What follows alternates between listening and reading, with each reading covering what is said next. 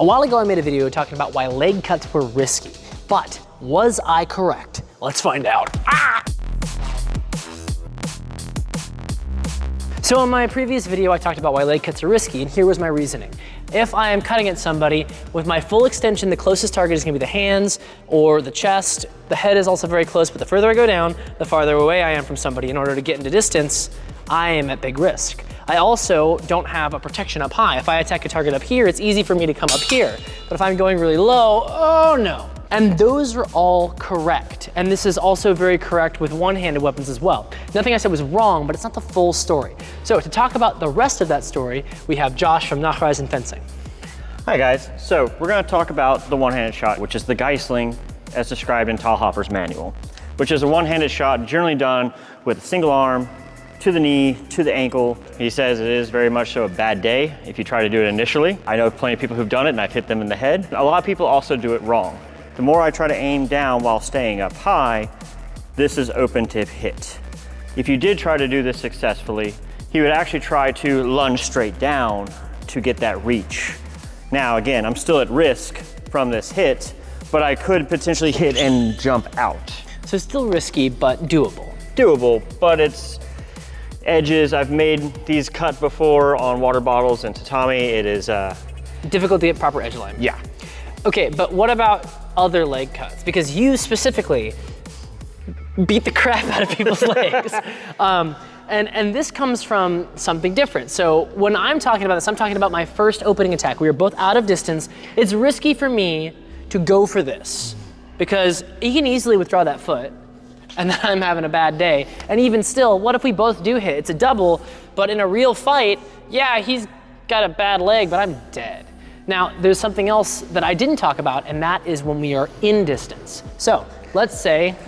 So if we're in distance, if I throw a cut, he forms a bind, I force some action, generally a thrust or something, to make him react.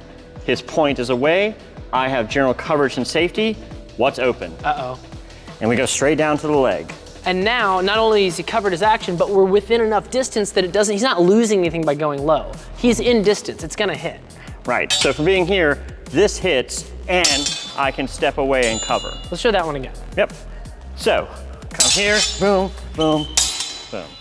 And because he's moving away from me, if my sword's on this side, he's cutting to the side where I don't have a guard and where it's gonna be longer for me to get back to him. It's much more practical. And it didn't come from the opening move, it was something that happened after initial contact. Correct, so there's other ways we can do this too. You can do it in second, third intentions, you have a lot of options. Another good way I like to do this is going to left flug, threaten with a thrust forward, that's there, take the shot, and you still leave in the exact same fashion.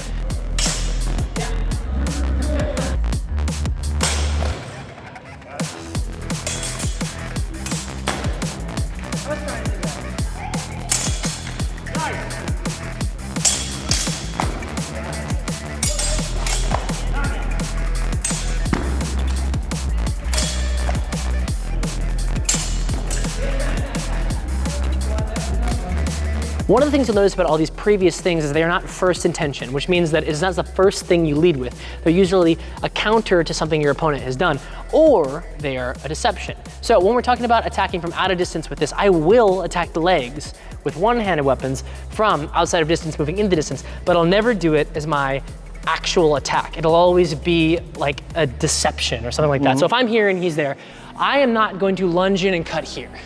It's a bit too obvious. He's gonna see it coming, he's gonna move that leg, he's gonna do something, he's gonna hit me. But I will do this.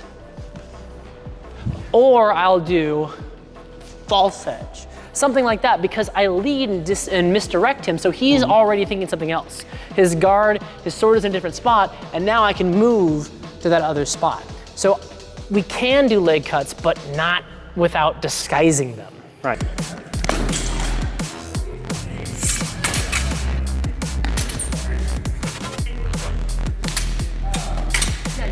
So in the German system, we actually talk about this too, which is failures, just doing similar things with deceptions. So if we're out of distance, right, which we're a little bit close with the camera frame, deal with it, sorry guys. But as I'm coming in, if I throw a cut and he goes to parry, so his point, everything's away, and that's there, I don't even have to make contact. Yeah. But the same action still applies as if I did and make all these other actions previously. I just go, oh, you're already going there. I don't need to worry about it.